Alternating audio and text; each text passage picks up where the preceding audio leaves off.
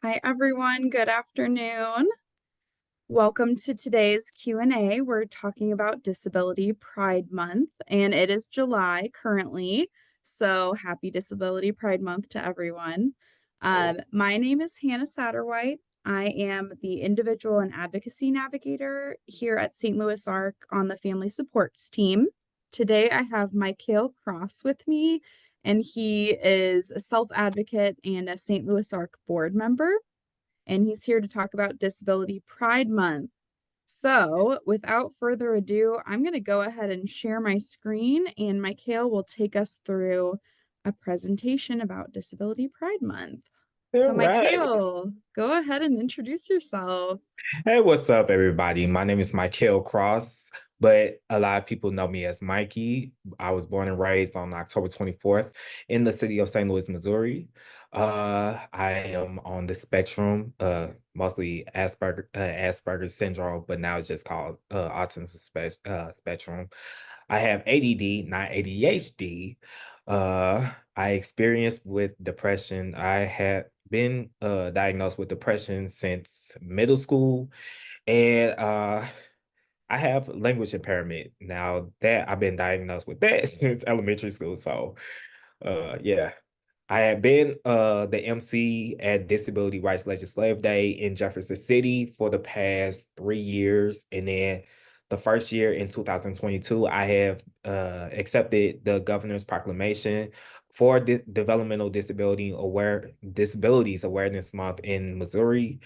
Um, and also, I am an alumni of the Fannie Lou Hamer Leadership Program with the American Association with peoples with disabilities, also known as AAPD. And I didn't put it on there, but Hannah already said it. I am a board member of St. Louis ARC for the past 3-ish year. years or Yeah, so. 3 years. Yeah, that's great. Thank you so much, Michael.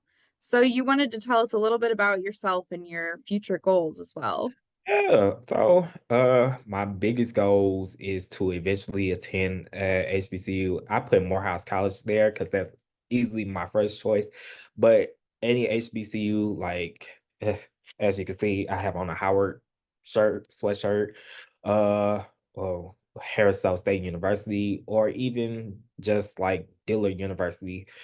Uh, I'm interested in studying political science with a minor in Africana studies or African American studies, or studying communications with a minor in journalism. In the future, I see myself having conversations with federal elected officials, just federal elective office officials to raise awareness for Disability Pride Month, as well as other communities such as Asian Pacific Islanders, the LGBTQIA, Hispanic Heritage Month, and other groups that I support or want to raise awareness for. And also, I want to work with different types of HBCUs. If you don't know what HBCUs is, it's historically Black colleges and universities, to come up with ways to add programming for students with disabilities on their campuses and to add more inclusive learning opportunities for them, just like UMSL Succeed program. So, Awesome. Yeah, you've got amazing, amazing goals it's and a great future ahead of you. All right. So, Michael, what does Disability Pride mean to you?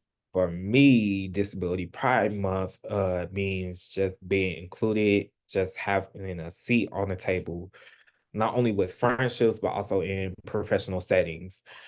People with disabilities always should be able to work alongside with other professionals, learning alongside with other students, and just be included in every community.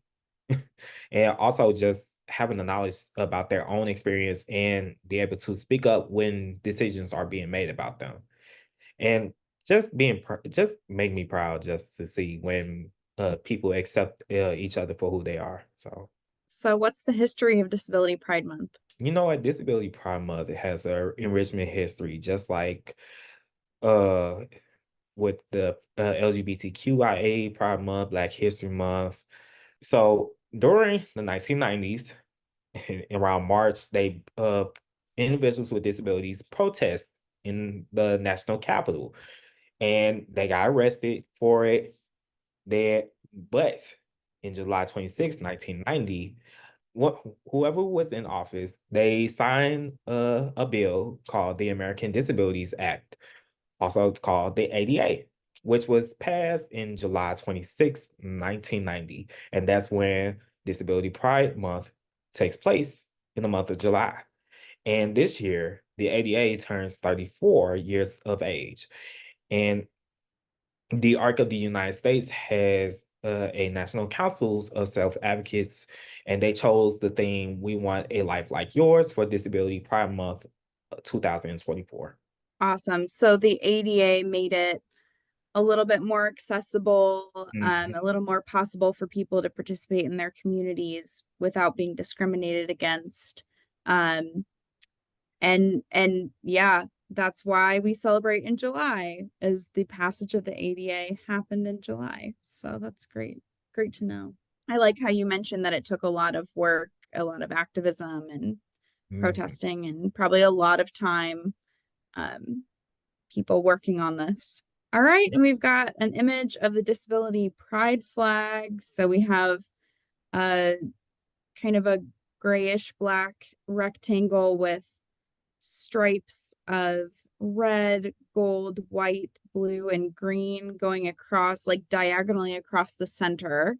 So why don't you explain to us what those different colors mean? So the red is physical disabilities. The gold is neurodiversity. White is just invisible disabilities or disabilities that haven't been diagnosed. Blue is emotional and psychiatric disabilities or mental illness. Green is sensory, and the faded black backgrounds are just the victims, and yeah, just the mourning of victims that have been violent, yeah, just been abused and violence and experimental experiment yeah, just medical experimentations or just other experimentations and so Mhm. on and so forth. Anyone we've lost in the community over the years. Yeah. Yeah, so Mikhail came up with some ways he thinks you all could participate in Disability Pride Month. Yes. So here's how you should celebrate Disability Pride Month. We are in a fluctuating situation with our elected officials. So, all individuals with disabilities must register to vote because there are issues that is going wrong right now that wants to get rid of uh, the ADA Act, which means we're going backwards and not going forwards. So I need for all individuals with disabilities to make sure that they know what they're registering for and understand why they want to vote. Eh, So make sure that the individuals with disabilities learn this and vote for it. Another thing is educate others about disability and inclusion. Yeah, educate others about individual disability and inclusion. If individuals have any like art projects or just want to showcase like anything dealing with their talent, whether it's acting or dancing or just visual art, submit it to an art show or just share your work online. Um, Attend events with the disability community, and make sure you contact your elected officials and share your story with them.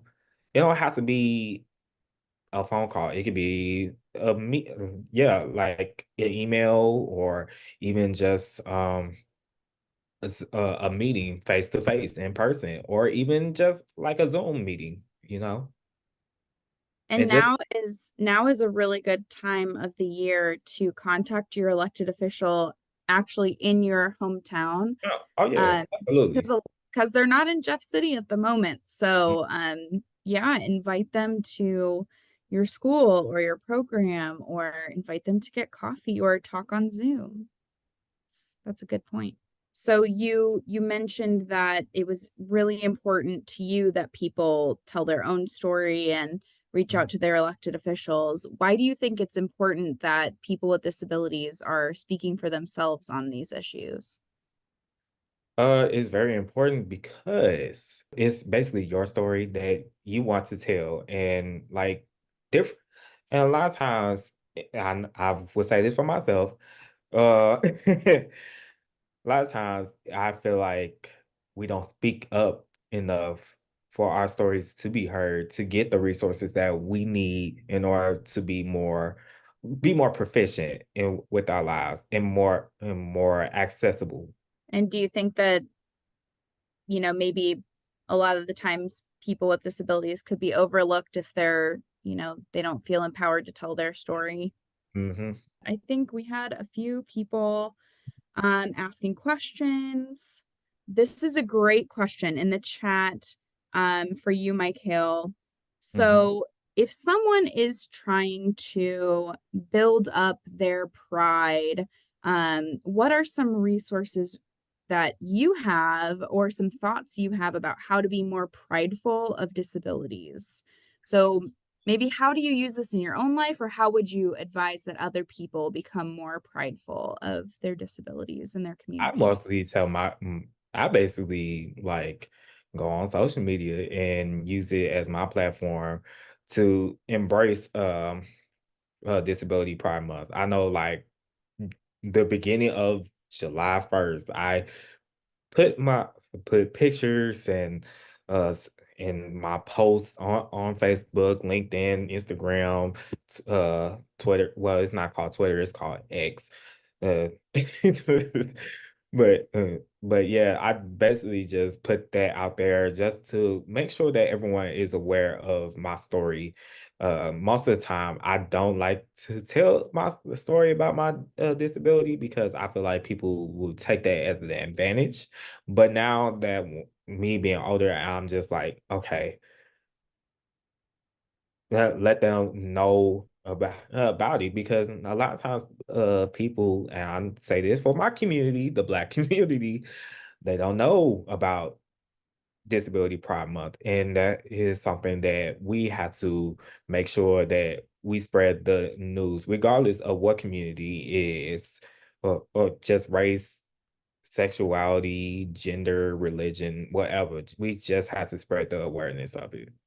Good question, because it took me a long time to accept and be proud of my disability. Because 9 times out of 10, I didn't. Because let me tell you this: if you are that person that doesn't feel proud of who you are, trust me, leave. I can understand because when I was little, I was in a special ed classroom. Uh, 50, I think it was 20%, 80% of the time in a special ed classroom, 20% in a gen ed classroom. Then when third grade hit, I was in a gen ed classroom mostly 80% of the time, and then I was in resource and speech 20% of the time. So, and it was kind of embarrassing at the time, especially going through elementary, middle school, and high school. It was more embarrassing because you have like support teachers assistant trying to make sure that you're doing what you need to do and all that jazz. And oof, oof. And then college hit, then it was it was just like, okay, now I'm in like I feel normal. I feel like I don't need to be getting the resources. And it so for me, I would say to that person, and I would say to the old Michael, like just accept help from yeah, whether if it's a teacher, teacher assistant, your friends, or your parents, be okay with just being okay that you have this disability because it makes you special, not in a way where people will see you brighten up even more, just like a caterpillar. when you in your shell and then you grow up into this beautiful butterfly, you will grow into a beautiful butterfly soon. So Yeah, yeah. So spreading awareness, and it sounded like you personally use social media to connect with others, um and sharing your story you mentioned. So maybe working on building community and yeah, that's really great. Some people may want to tell their story publicly, and others may have more of a private relationship with yeah. their own experience. Yeah. Someone else asked, are there any tips you have for connecting with elected officials? Especially because you seem so confident, and this person says, I'm not as confident as you are. So how would you answer that? If you're not that confident to speak with elected officials in person, that have somebody with you to make yeah, have somebody with you to basically be there as a support system. Because 9 times out of 10, not everybody is going to have the voice of yeah, not everybody's going to be the voice of reason. Luckily for me, of course, I am because I'm Mikey, but You other just people, happen to be confident, and that's yeah, just just happen who to you be are. confident. Basically, Yeah, just I mean, support I system. think you brought up a good point of going with someone else. That could be a support person, a family member, but you could also bring a friend. Um, I know, if you were to attend Disability Rights Legislative Day, um, they're trying to build in peer support into the process. So, if you set a meeting with the legislator and you're nervous, you could potentially go with a friend or someone who you trust. But there's also nothing wrong with sending a letter if you feel like you can express yourself better when you have more time to think through it, or asking for a virtual meeting. That's definitely possible. Yeah. And when I go to the Capitol, I like to remember these are just regular people, just like you or I. They're somebody who was elected, but they're just another person that lives in our state, that lives in your district, and they are there to represent you. And so anything you have to say is absolutely valid as someone who lives in their district. You just want to let them know what it's like to be you. Um, and yeah, you have every right to do that. Someone asked, you mentioned voting. Are there supports to help someone better understand voting and rights? That's a great question. There are a few resources that come to mind. One being the League of Women Voters, who will help people register to vote. They're nonpartisan, so they're not going to tell you who to vote for, but they do events to help people register to vote. Mikhail, do you know of any resources specifically for voting? Uh, I can't think of them on the top of my head, Mm-hmm. but uh, I would say like even if you're a part of St. Louis Arc or even Easter Seals, the Arc of Missouri, uh, Paraquat, or any other not-for-profit organizations that deals with individuals with disabilities, I think they will help you out with like how to fill the registry ballot. If you can't make it into the voting site, they'll help you out with the absentee ballot. They Mm-hmm. will help you out with making sure that uh yeah, they will make sure like who will be in the voting polls and like Mm-hmm. uh in Proposition S or Proposition A and all that stuff, making sure that you understand what this is mean, what these mean, and why you should or should not vote for it. So them And organizations help out. you can also find a lot of information on government websites about voting. So That like too. St. Louis County dot or stlouiscountymmo.gov and St. Louis.mo.gov. I don't know the exact website, but whatever county you're in should have accessible voting information on their website.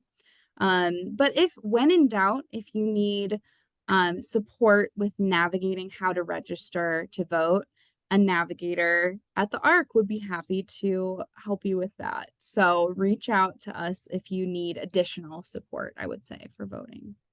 I think that's a perfect way to finish off this Q&A today, and just, take Michael's words home with you.